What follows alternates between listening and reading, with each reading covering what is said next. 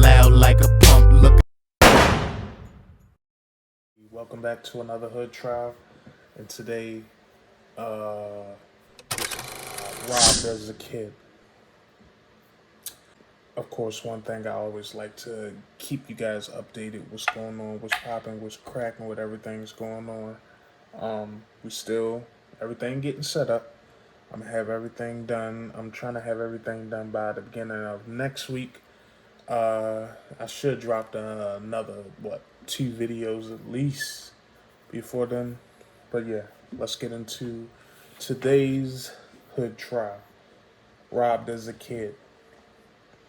And so, robbed as a kid has multiple meanings, at least for this story.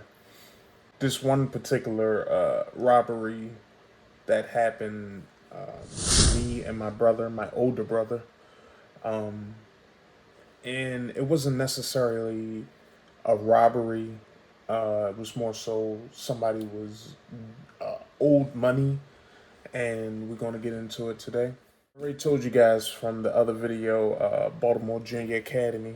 So around this time, I'm not even going to act like I remember the year because it was what, late 90s. Because I think I was what, junior, about to be going in my junior year of school, whatever. And so by then I was more responsible, you know what I'm saying? More let me get my head into the camera. More responsible. So I was doing more stuff. So instead of, I told you guys my mother used to drop me off in front of the school, shit like that. But eventually it advanced, my mother having to be to work so early in the morning, so I got to learn how to use the bus or get up and walk to school. Because what, from my house to the school is probably, depending on how fast you are, probably like a 30-40 minute walk. But if you leave early enough in the morning, or sometimes I'll catch a ride with one of my friends or something like that. But for the most part, I was walking. But this particular day, I guess he was coming through that way, and he was like, you know, I can walk home with him. So nothing special about this day at school.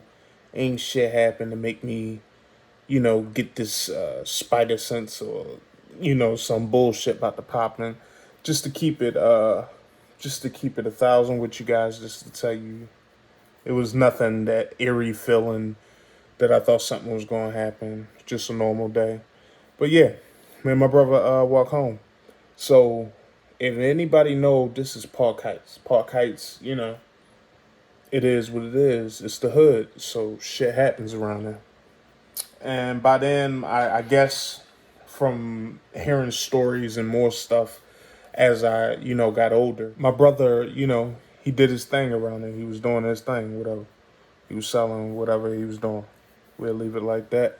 But yeah, he walked me home. So you have Oswego. We're gonna go straight to it. We cut straight to it. Walking down Oswego. Well, if you walk down Oswego and then you make a right to my street, Spruce Drive, 4013 Spruce Drive. I'm trying to think of the name of the street. That's why I'm saying that first. But before you get to Oswego, you have another street. Basically, you make a left and then you make a right on my street. Keep a long story short. But as we walking on the side street towards Oswego before we make our left hand turn, and I can't remember if me and my brother was having any small talk or anything like that. But yeah, my brother was like, I'm terrible when it comes to this. I think he's like 6 or 7 years older than me. Just to give you guys some understanding of what's going on. And so while we're walking towards Oswego, I see two gentlemen, two dudes, and they was coming towards me and shit. Well, me and my brother as we was walking. But my brother was, I noticed one thing. My brother was walking with his head down. That vivid picture in my head. He was walking with his head down. I don't know if yeah, cell phones wasn't in. I think he had a beeper. He was looking at his beeper or something like that. And, I was just walking, whatever, holding my book bag and just la da da. But I noticed these two guys, one of them was looking at my brother real hard. And they was probably about, at this point, like 15 feet away. And so I looked at the dude, the second dude, just to say, one to the left, one to the right. But the one to the right was staring at my brother real hard and was kind of whispering something to the other dude. But I'm like, I ain't paying it no mind. I'm a kid. I mean, I ain't a kid. I'm a junior high, so like I'm getting up there. But I'm not paying it no mind. I say whatever. I'm just, because I'm not outside. Like I'm not outside yet. I'm not outside doing bad shit or, you know, getting my hands dirty yet. So the dude is probably about like the two dudes are probably like 4 feet away now. My brother, like as he, like I said, I'm thinking it was the beeper. He was looking down, and as the guy was like 4 feet away, both guys, he slowly looked up, and then his face said everything. Like people that's gone through traumatic stuff, they understand what I'm saying. I know it sound like, okay, Terrence, we understand, blah blah blah. You went through trauma, or you went through some bullshit in life. Your trials and tribulations, whatever. Everybody has them, but in certain situations, it's a little heightened, if you understand what I mean. And I seen my brother's face. You could see the shock, like, oh shit. And that's when the dude launched off on my brother. Boom. I think he had the brass knuckles on his hands. That's what my brother said.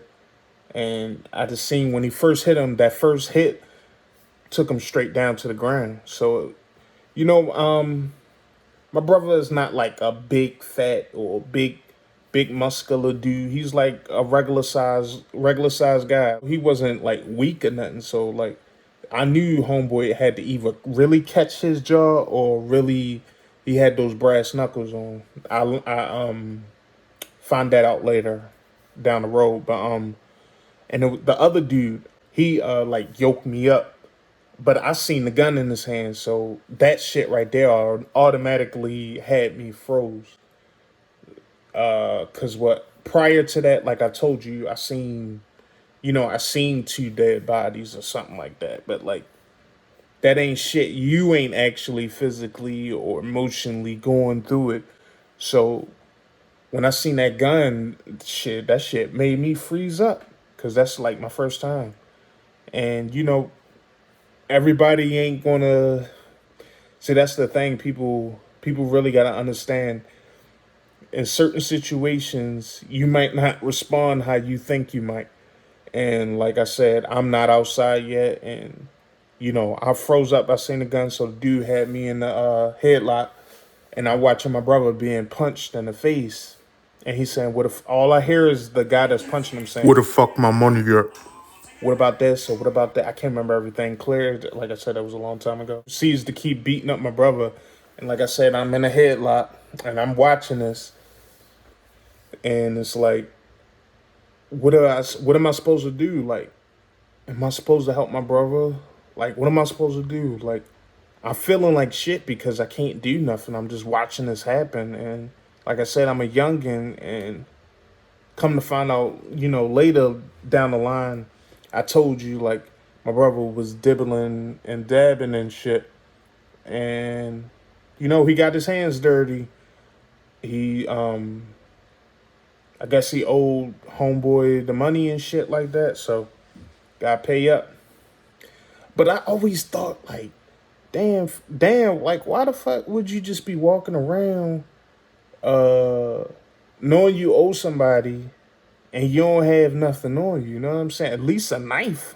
You know what I'm saying? So like, or at least give me a heads up, like, yo, you know. I guess he was just trying to be the big brother. I don't really know what was going through his mind.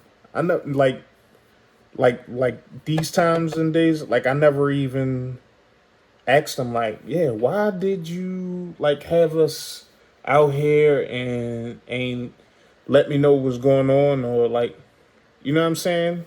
Give me a heads up or something.